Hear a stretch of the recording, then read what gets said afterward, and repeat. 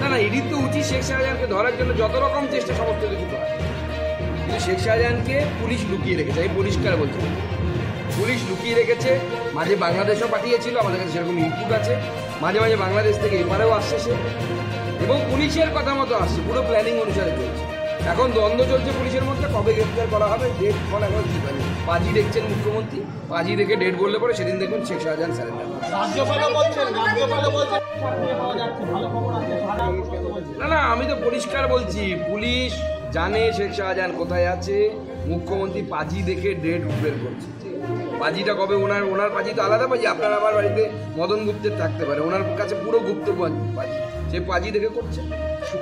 শেখ শাহজাহান গ্রেফতার হচ্ছে ততক্ষণ পর্যন্ত, এবং শেখ শাহজাহানের পুরো টিম এখনো গ্রাউন্ডে অ্যাক্টিভ আছে। আমি তো কালকে সব নাম বলে দিয়ে এসেছি আপনাদেরকে, যারা যারা অ্যাক্টিভ আছে শেখ শাহজাহানের গুন্ডারা, তাদেরকে যতক্ষণ পর্যন্ত জেলে ঢোকানো হচ্ছে ততক্ষণ পর্যন্ত সন্দেশখালী শান্ত হবে না। কারণ মহিলারা জানে আজকে আপনার ক্যামেরা আছে, কালকে ক্যামেরা থাকবে। সুকান্ত মজুমদার বা বিজেপির অন্যান্য নেতারা গিয়ে সারাদিন ওখানে বসে থাকতে পারবে, তখন ওই মহিলাদের কী হবে যদি এই ডাকাতরা, এই ধর্ষকরা যদি জেলের ভেতরে না থাকে। অজিত মাইতির বাড়িতে ভাঙচুর হয়েছে, অজিত মাইতির বাড়িতে ভাঙচুর চালিয়েছে এলাকার বাসিন্দা। অজিত মাইতি সহ শেখ শাহজাহান, শিবু হাজরা, উত্তম, আরও অনেকে, খালি প্রয়োজনে আমরা গিয়ে পুলিশকে শেখাবো যে এইভাবে গণতন্ত্রে মানুষের কণ্ঠকে রোধ করা যায় না। এই মুহূর্তে ডিজি সন্দেশখালীতে গিয়েছেন আবার। দেখুন, ডিজি সন্দেশখালীতে বারবার যাচ্ছে, কাজের কাজটা কী হচ্ছে?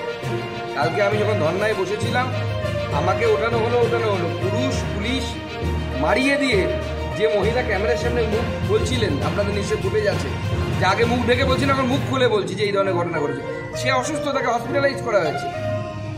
কিভাবে পারে এটা পুলিশ করতে? কি ভয় দেখানোর চেষ্টা হচ্ছে যে যাতে মুখ না খোলে মহিলারা? এইভাবে চলবে? মহিলাদেরকে ইজ্জত বিক্রি করেছে মমতা বন্দ্যোপাধ্যায়। আইনের শাসন স্থাপন করবো। এখন ভুল কার হয়েছে না হয়েছে কিন্তু বুঝতে পারলাম। সব থেকে বড় কালপিটটাকে অ্যারেস্ট করুন। উনি যাচ্ছেন, ফুটবল খেলছেন, খাচ্ছেন, যাচ্ছেন, রাত্রে থাকছেন, চলে আসছেন, লাভের লাভ কি হচ্ছে? সোজা আমরা তো শুনলাম কতজন সুগার টুগার গেছিল, আমরা তো ভেবেছিলাম যে যোগীর মতো ট্রিটমেন্ট কিছু দেখতে পাবো, কিছুতে হলো না। ভেবেছিলাম যে চকলেট বোম, শেষে দেখলাম ড্যাম হানি পটকা, আওয়াজই হলো না।